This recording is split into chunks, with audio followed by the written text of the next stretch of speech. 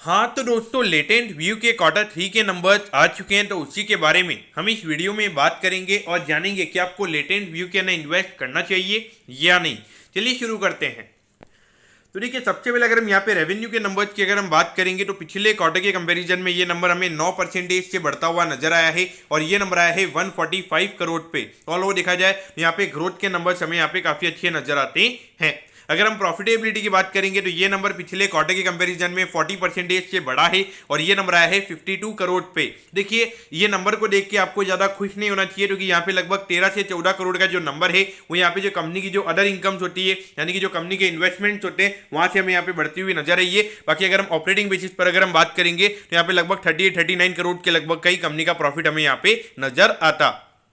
अब अगर हम यहाँ पे ईयर ऑन ईयर बेसिस के रेवेन्यू के नंबर्स की अगर हम बात करेंगे तो ये नंबर 35% से हमें बढ़ता हुआ नजर आया है और ये नंबर आया है 145 करोड़ पे। लेकिन अगर हम प्रॉफिटेबिलिटी की बात करेंगे तो ये नंबर हमें 4% से यहाँ पे बढ़ता हुआ नजर आया है और ये नंबर आया है 52 करोड़ पे। देखिए, यहाँ पर भी अगर आप देखोगे तो यहाँ पे पिछले साल कंपनी को लगभग एक 20 करोड़ का एक वन टाइम कंपनी को गेन हुआ था। वहां पे कंपनी की कोई सब्सिडरी वगैरह, कोई कुछ लिस्ट वगैरह हुई थी, उसकी वजह से कंपनी को 20 करोड़ का एक वन टाइम गेन हुआ था, तो जिसकी वजह से कंपनी का जो पिछले साल का प्रॉफिट का नंबर था वो ज्यादा था और इसी की वजह से हमें यहाँ पे ये इतना कम ग्रोथ का number year on year basis पे देखने को मिल रहा है। तो देखिए, अगर हम यहाँ पे कंपनी के एनुअलाइज बेसिस पर अगर हम बात करेंगे तो लगभग 160 करोड़ के लगभग के प्रॉफिट के नंबर्स कंपनी के यहाँ पे हो सकते हैं।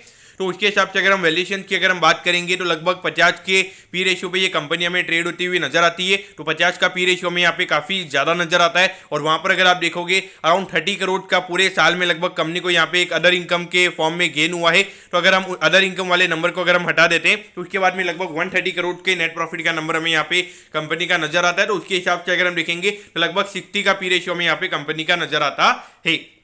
तो देखिए, मुझे लगता है कि अगर आने वाले टाइम पे अगर 20% से कम पे से कम परसेंटेज से अगर ये कंपनी हमें अगर ग्रो होती हुई नजर आती है तो वहाँ पे नॉर्मल से हमें यहाँ पे कंपनी के अंदर आती हुई नजर आएगी। और जो भी लगभग 50 का पी रेशियो में ये कंपनी के अंदर नजर आ रहा है वो कहीं ना कहीं मार्केट आने वाले टाइम पे 35-40 का यहाँ पे कर सकता है। लेकिन जब तक ये कंपनी 20% से ज्यादा परसेंटेज से ये कंपनी हमें ग्रो होती हुई नजर आएगी तो वहाँ पे मार्केट डेफिनेटली वैल्यूएशन वाइज अगर हम बात करेंगे तो लगभग 50 से ऊपर का पी रेशियो मार्केट यहाँ पे ये कंपनी को दे सकता है। और अगर आप अभी देखोगे तो लगभग आने वाले 1-2 क्वार्टर्स में यहाँ पे एक लोअर इंटरेस्ट रेट वाला सिनेरियो बन सकता है और वहाँ पे नॉर्मली जो टेक स्टॉक्स होते हैं वो रैली करते हैं और वहाँ पे नॉर्मली ये जो टेक कंपनीज होती है इनके ऑर्डर्स वगैरह कॉन्ट्रैक्ट्स वगैरह काफी ज्यादा आ जाते हैं और कहीं ना कहीं वहाँ पे जो रेवेन्यू ग्रोथ की जो गाइडेंस होती है वो कहीं ना कहीं वहाँ पे बढ़ जाती है। तो उस पॉइंट ऑफ व्यू से देखा जाए तो डेफिनेटली एक अच्छी कंपनी हमें यहाँ पे नजर आती है। एक ये जो एनालिटिक्स वाली इंडस्ट्री आने वाले टाइम पे काफी अच्छी तरीके से ग्रोथ हुई नजर आएगी और अभी हार्डली 500-600 करोड़ के रेवेन्यू पे ये कंपनी हमें काम करती हुई नजर आती है। तो ग्रोथ अपॉर्चुनिटीज यहाँ पे काफी ज्यादा है। तो उस पॉइंट ऑफ व्यू से देखा जाए तो ये कंपनी डेफिनेटली आपके रडार पे होनी चाहिए। अगर आपका रिस्क प्रोफाइल हाई है तो यहाँ पे एक हायर वैल्यूएशन पे भी आप इन्वेस्ट करने का यहाँ पे देख सकते